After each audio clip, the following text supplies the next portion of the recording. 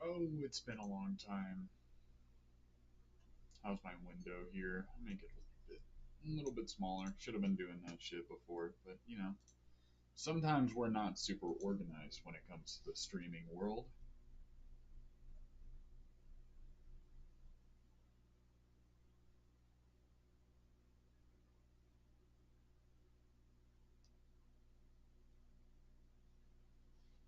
All right, and here we go. Now I have the chat up. We are completely prepared. So, welcome to those who are going to be showing up. Today, I want to hop back into the streaming world a little bit. I know I took a long break. I have not been live in a long time, but I wanted to come on today and I want to talk about maybe some new research that's coming out on these plants, some new news in the legal space. We just had a presidential election. Some of us are feeling stress from that, some of us not so much, but it is a very stressful time for everybody. So I just want to go see what the landscape's going to be holding for us in the near future. I want to get into see if there's been new research in the year 2024 going into 2025 that is important to us and maybe can help level up our grow game or understand our plant as a medicinal application. So I kind of want to get in here, see what we can actually look up, which is why I put a question mark in the title. I have no idea what we're going to find, but we're going to go looking for it.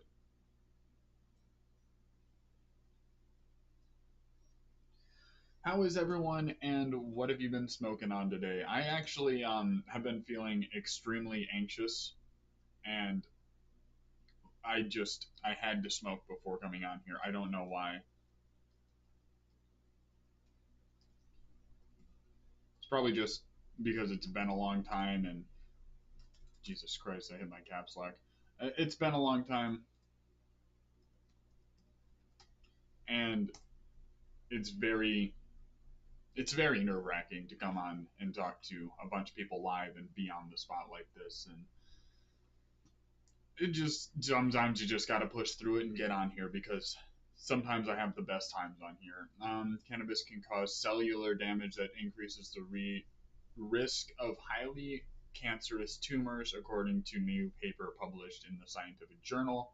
Um, Addiction biology. The paper describes cannabis as a genotoxic substance because it damages a cell's genetic information, which can lead to DNA mutations, accelerated aging, and cancer. Very, very interesting. I don't know why this link is purple. I've never clicked on it before. I've never looked this up. Oh, they turn blue when you click on them. That's weird. I thought it was the other way around. Yeah, let's get into an article. Do what the fuck we do. How is everyone doing this morning?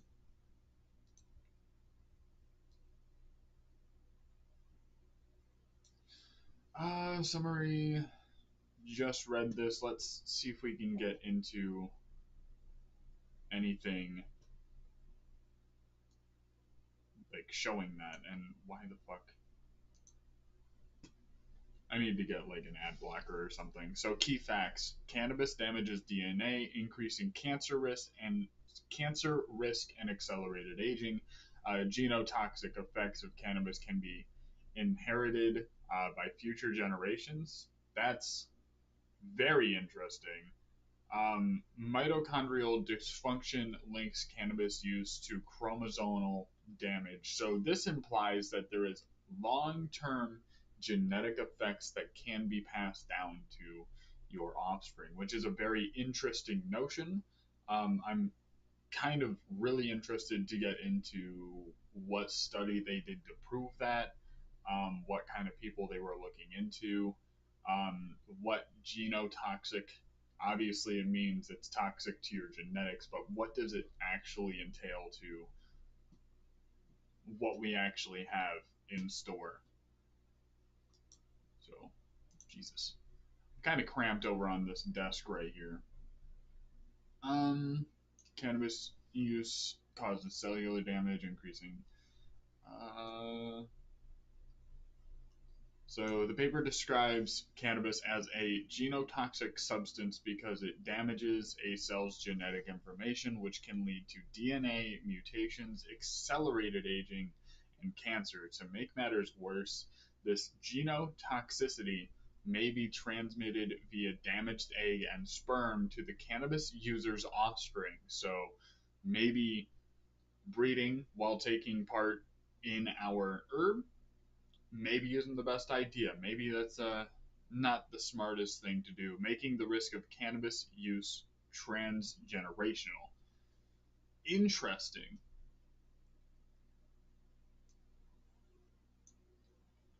In a recent publication in Addiction Biology, researchers from the University of Western Australia have made a link between established knowledge that cannabis use damages cellular energy production by inhibiting mitochondria and the new cancer research public scientists published in Science, knowing that mitochondrial dysfunction drives chromosomal damage, which shows up as increased rates of cancer, accelerated aging, and birth defects. So, this is implying that if you smoked long enough to damage a significant amount of yourself, DNA wise, you basically run a risk for your future generations. And that is a heavy thing to imply. I can't wait to get into the details of what exactly is going on. But I'm interested to find out if it's damaging all your cells and it's damaging all your DNA. Um, Obviously, women are going to have problems with their eggs because they're born and they have all the eggs they're going to have for the rest of their life. Men, on the other hand, can produce new sperm, our reproductive cell. And the thing about that is you get reset with your sperm every couple of weeks. I think it's every 2 weeks, but don't quote me on that. You get a new stock essentially because it resorbs back into the body. But if your cells are damaged and your DNA is damaged, the new sperm that is being created essentially is damaged because the cells that go into producing your sperm would also be damaged. So I was going to retort this by saying, well, we make new sperm, but if if you're making damaged sperm, it doesn't matter if you make new sperm. Get a sperm counter on the screen. Someone go back and count how many times I said sperm. Count those last two. Man, the science studies were not conducted in the context of cannabis use. However, they provided me- mechanistic insights into some observations about cannabis use that were not previously well understood, such as that cannabis causes both mitochondrial and genetic damage. Taken together, the article Addiction Biology put older historical research about cannabis into context and suggests that cannabis related genotoxic damage may be all around us, even if we largely don't see it. So basically, what they're saying is they didn't do a study, but they guessing. Um, Unless I'm missing something, is there something that actually fucking leads to anything here, or something that I'm missing that implies that they're not just guessing at that? Uh, they might be looking back at older generations and like testing people who have used and also testing their children, but they said they didn't do it in the context of cannabis use. So what? So what happened? Co-author Dr. Stuart Reese comments the link we've re- wow the link we've described between cannabis use and genotoxicity has far-reaching consequences. This new research shows how genetic damage from cannabis use can be passed down from generations. This should reframe the discussion surrounding cannabis legalization from the personal choice to one that potentially involves multiple subsequent generations.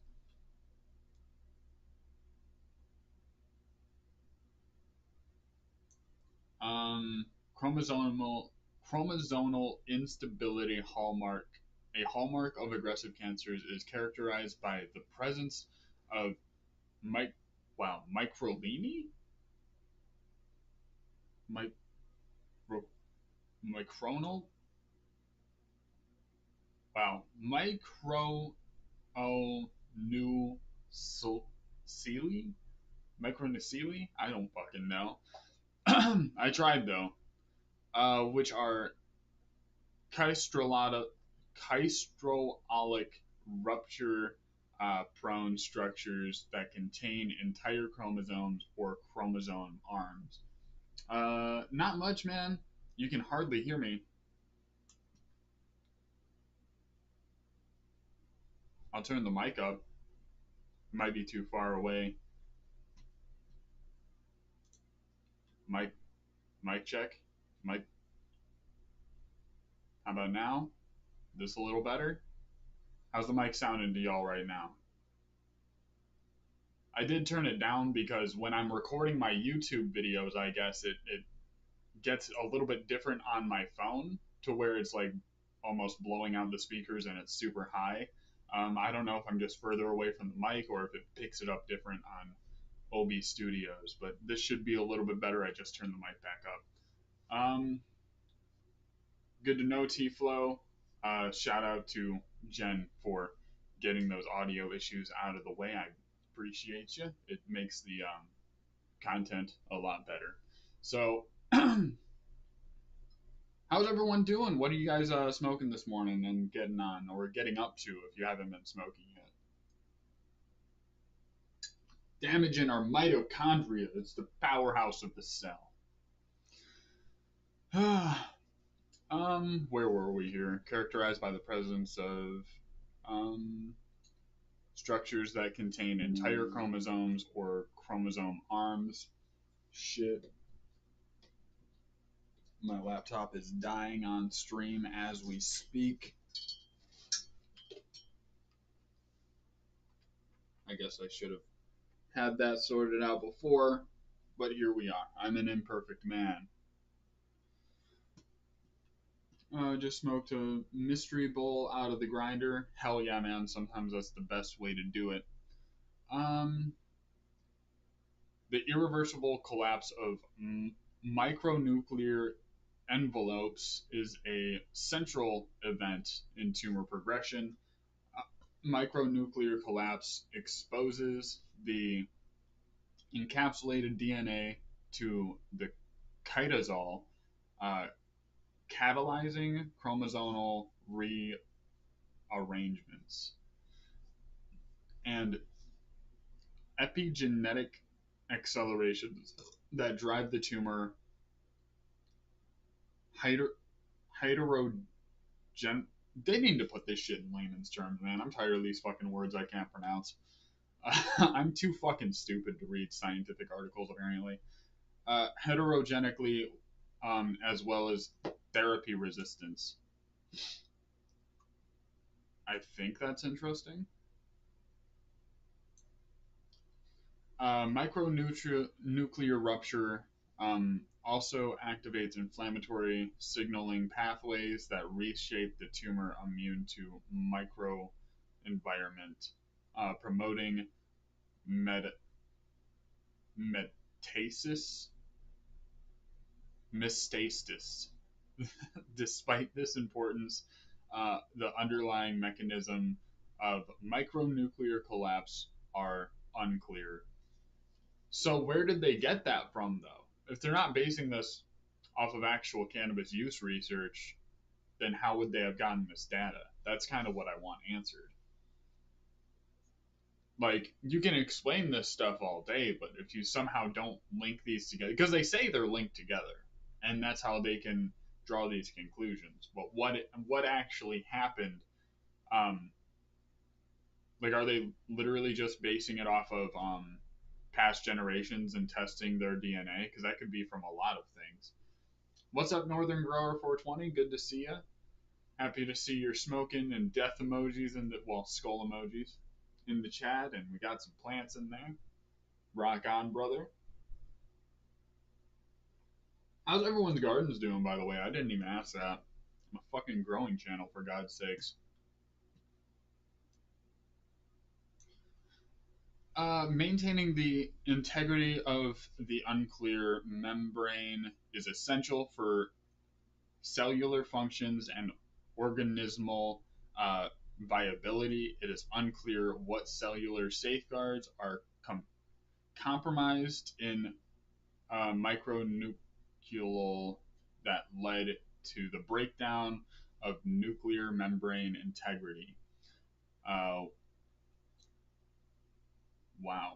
Po- Posited? We posited that inherent dissimilarities between micronuclei and primary nuclei might explain the respective differences in membrane stability. For instance, um, micronuclei are 5 to 20 fold smaller than the primary nucleus, so extremely fucking small. Secondly, they possess abnormal nuclear envelopes, as evident by aberrant nuclear pore function and reduced Lyman B1 levels. In addition, once ruptured, micronuclear envelopes are seldom repaired. So basically, you got the weed going in your system, and it doesn't specifically say if it's the smoke that's causing this. It doesn't specifically say if it's a cannabinoid that's causing this, and if so, which one.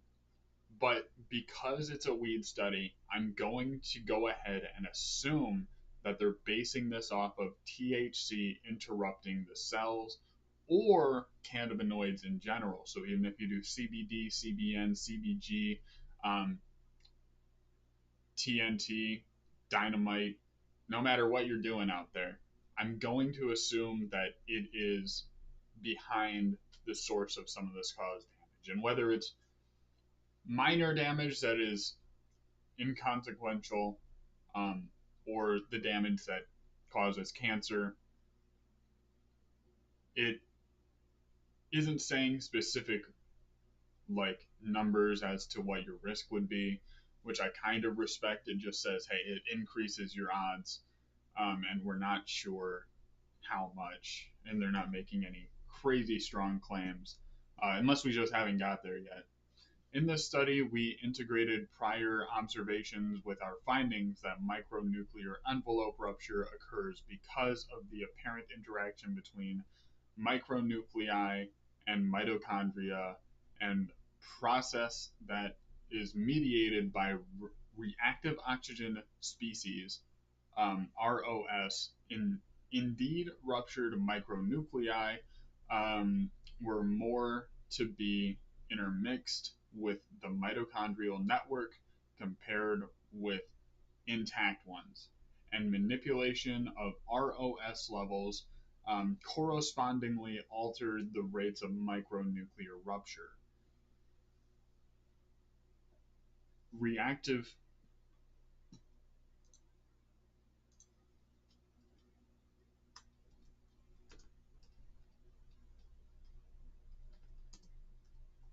I'm going to look that up. Reactive oxygen species are not uniformly defined. All sources include superoxide, psilate oxygen, hydroxyl radical. Hydrogen peroxide is not nearly as reactive as these species, but readily activated. So basically, it's just chemical compounds comparable to oxygen that have oxygen in them. Better now. I got my volume all the way up. I'm old. Maybe it's the years. Time to burn one and think about it. Hey, man. Sometimes, sometimes that's really all there is to do is just sit there, be high, and think about it, man. But hey, cheers to you.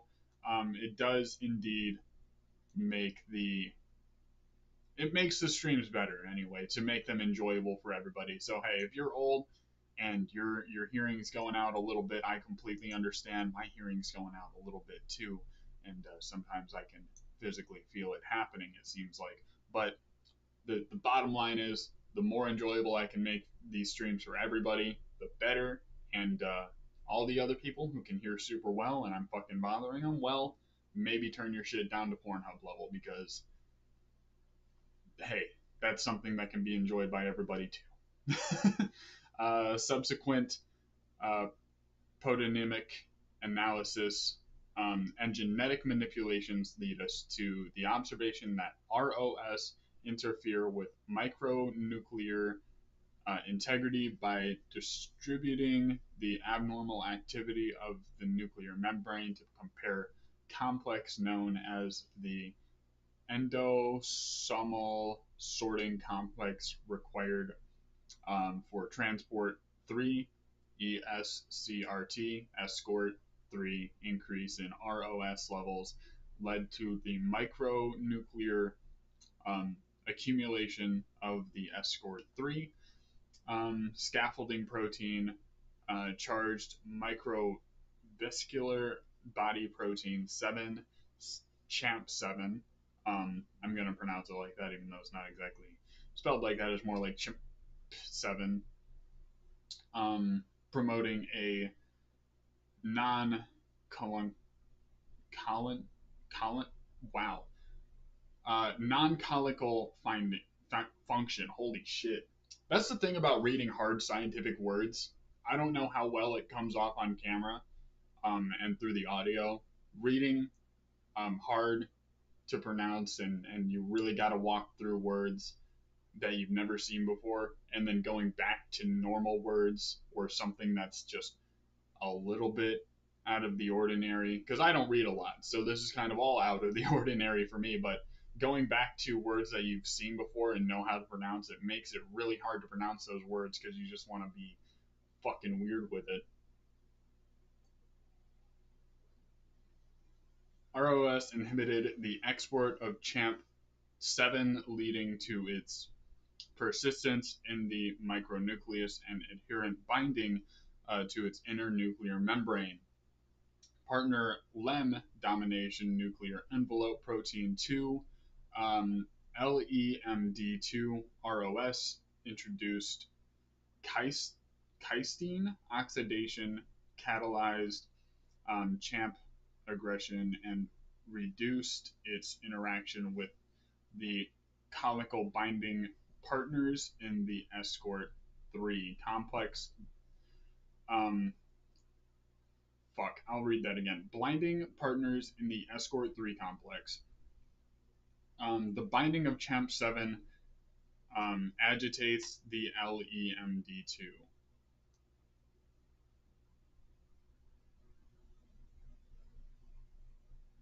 That's absolutely wild. I am not smart enough to completely comprehend what I read, but basically it seems like it's implying that it causes permanent damage and that your nuclei can rupture is basically what I got from that. What do you guys take from that? What's your thoughts on that article? How much of it did you understand? Was it enjoyable to listen to? Epigenetic changes and cancer risk. Scientists welcome new rules on marijuana, but research will still face obstacles. Unfortunately.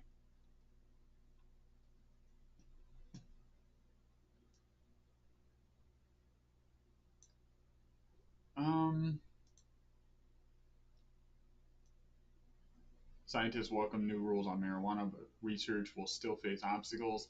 Obviously, yeah, we're not going to. Once we get to the point where we're federally legal, I think things are going to change quite a bit. But let's see how research is going to be having to be conducted in the future. As the Biden administration moves to reclassify marijuana as a less dangerous drug, what year was this written? Just so I get an idea. May 3rd, 2024. So a relatively new article, but also coming up on, it's like half a year old probably. As the Biden administration moves to reclassify marijuana as a less dangerous drug, scientists say the change will lift some of the restrictions on studying the drug. But the change won't lift all restrictions. They say neither will the decrease potential risk of the drug or help users better understand what those risks are. Marijuana is currently classified as a Schedule 1 controlled substance, which is defined as a substance with no accepted medical use and high potential for abuse. The Biden administration proposed this week to classify cannabis as a Schedule 3 controlled substance, a category acknowledged for some medical benefits. The current Schedule 1 status imposes many regulations and restrictions on scientists' ability to study weed. Even the state laws have made it increasingly available to the public. Cannabis as a Schedule 1 substance is associated with the number of very restrictive regulations, says neuroscientist Stacy Gruber. Sorry if I mispronounce any names. Um, McLean Hospital and Harvard Medical School, you have very stringent, stingent requirements, for example, for sort and security and reporting all of these things. The requirements are set by the Food and Drug Administration, the Drug Enforcement Administration, and the Institutional Review Board and local authorities. She says scientists increased in studying the drug have to register with the DEA and get a state and federal license to conduct research on the drug because they don't want you to know about it, but you can smoke it. They don't want you to know about it.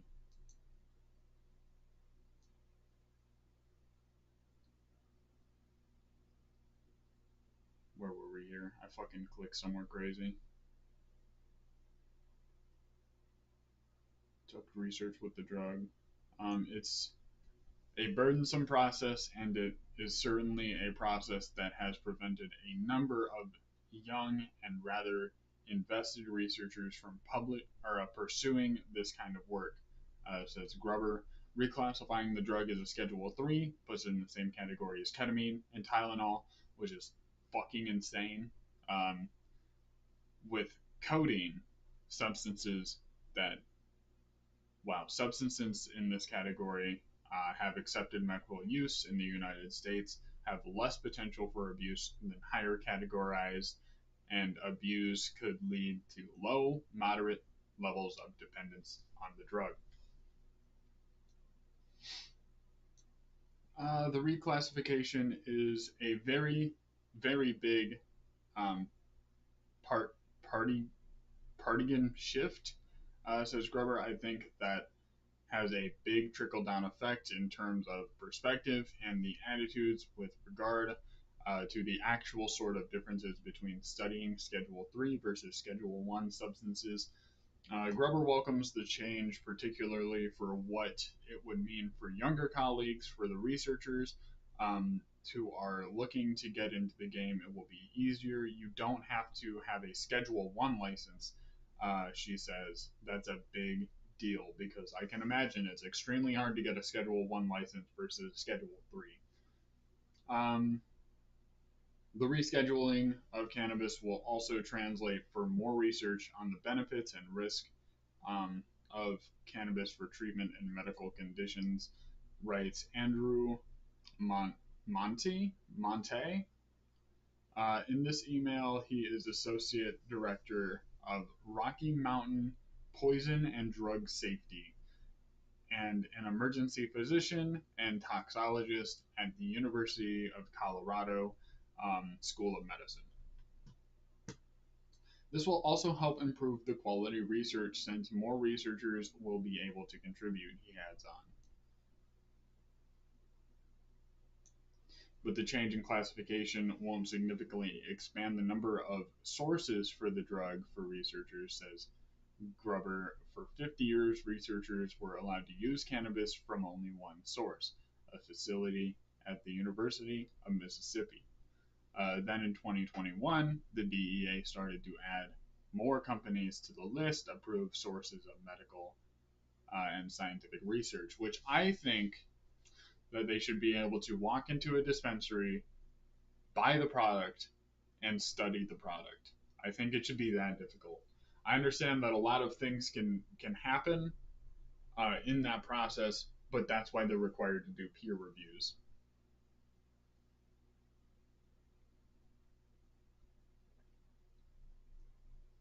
Because it's a lot less likely to get corrupt results when your colleagues have to look at your paper.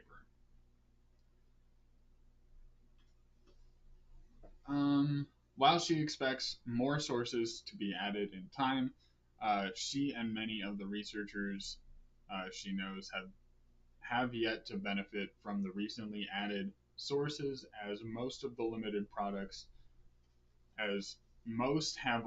products available.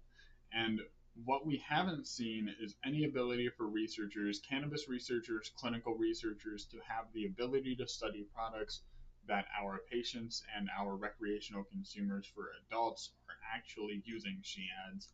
The wow, that remains impossible.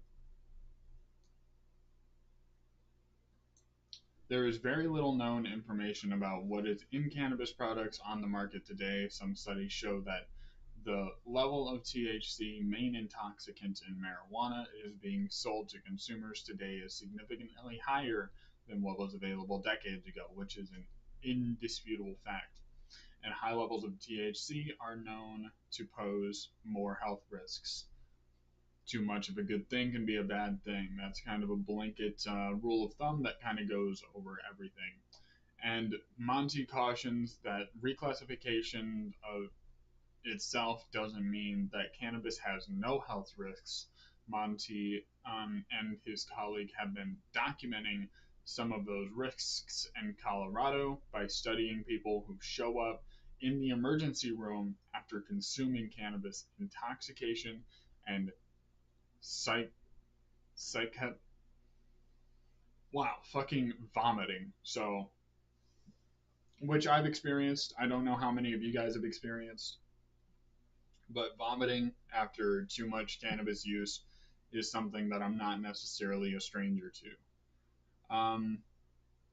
Cannabinoid hypodermesis syndrome and alarming psychiatric symptoms such as psychosis are among the top problems bringing some marijuana users into the hospital. I want to pull up the definition of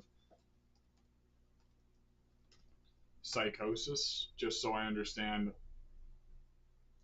what is going on here. So let's look at some of these symptoms.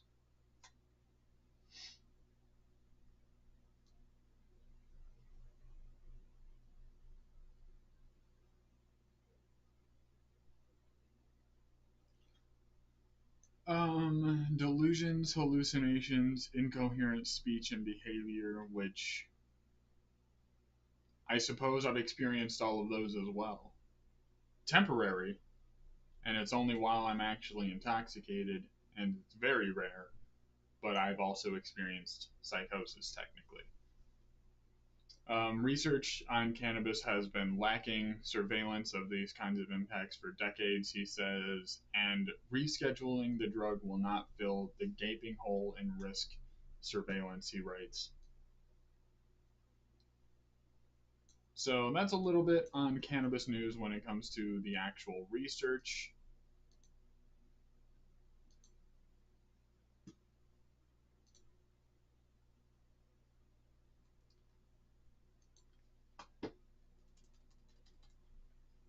Let's see what changes if I look up discoveries.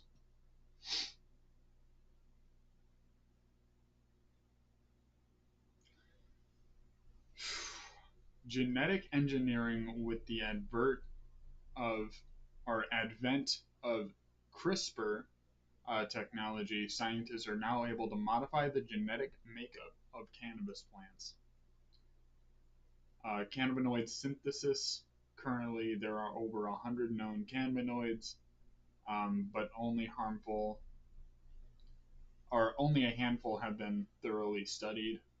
Personalized medicine. Imagine a world where medical cannabis is tailored to your specific needs. That would be pretty amazing, I must say. This is a big ass article.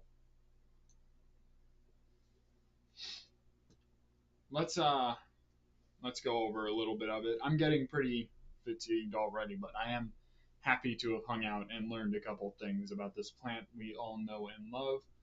It's no secret that this once taboo plant has been making waves in the specific community, scientific community, with new discoveries and breakthrough popping up like mushrooms. After a rainy day, in the blink of an eye, cannabis has transitioned from a misunderstood bad boy to promising research subjects thanks to a plethora of studies that have shed light on its potential benefits, um, from pain management to mental health support. The applications seem as vast as the ocean. But hold your horses before we dive deep into the nitty gritty of these discoveries. Let's set a stage with a brief introduction. We'll touch on the history of cannabis research, the current state of affairs, which we can skip. I just want to see the new research.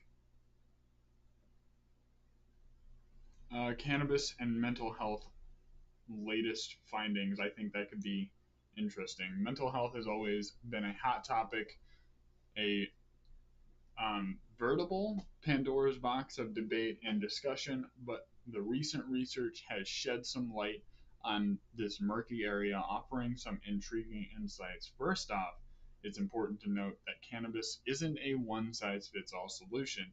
It's a complex plant with over 100 different cannabinoids, each with a with its own unique effect. The two most well-known cannabinoids, THC and CBD, have been the focus of much recent research. THC and mental health. THC is the psychoactive component of cannabis, this one that gets you high.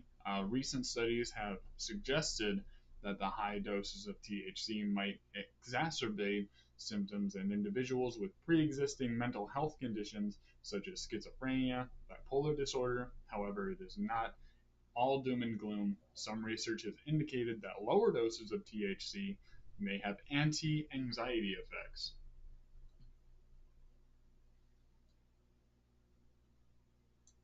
CBD and mental health. On the other hand, CBD is a non psychoactive and has been lauded for its potential therapeutic benefits. A growing body of evidence suggests that CBD may have antipsychotic and anxiolytic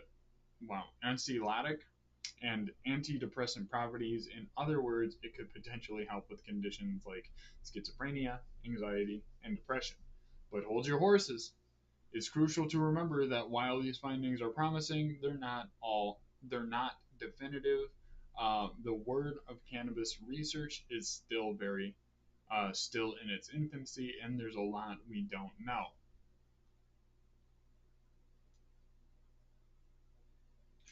Moreover, the effects of cannabis can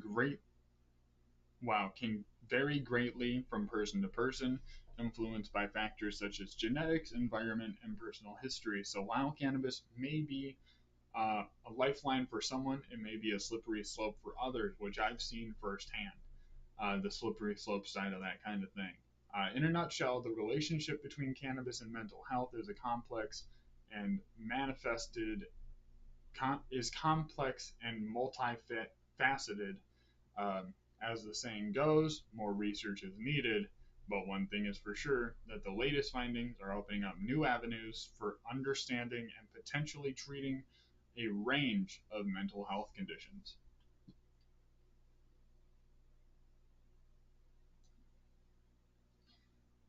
Um, the future of cannabis research, we kind of went over that. Let's see if there's any interesting points. Genetic engineering. Okay.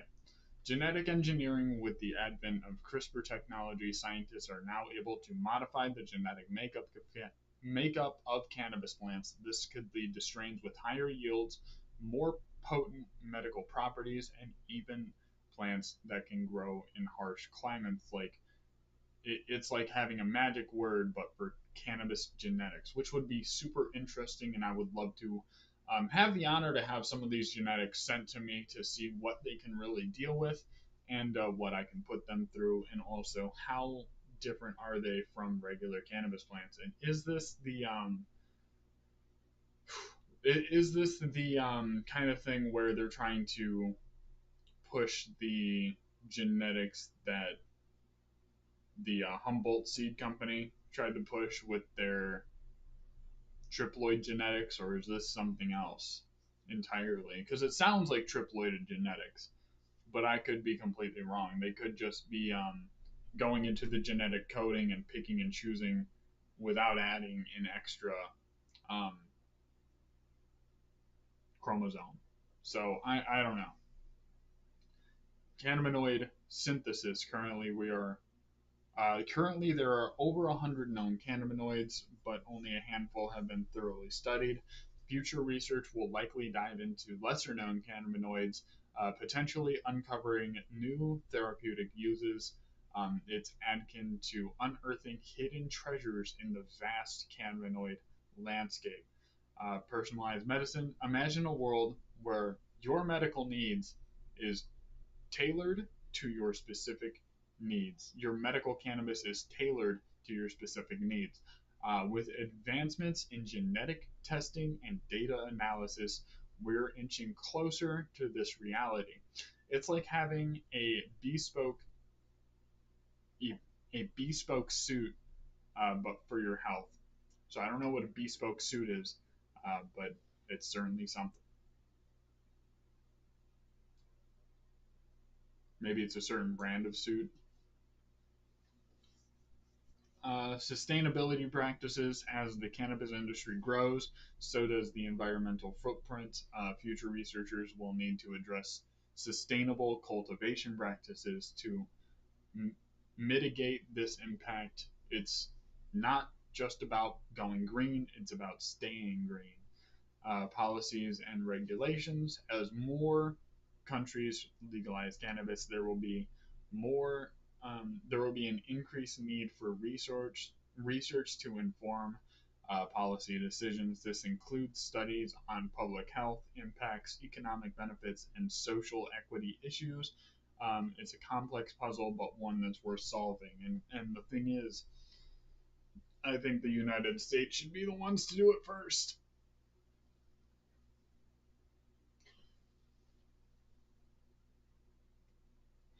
Excuse me. So basically, what we should do is completely legalize this as much as reasonably possible, so that we can get it out to the public and get as much to it as research as possible, and put as much money into the research as we possibly or as necessary to get things done, and maybe cut back on a couple other things like um, you know government wages and public defense budgets.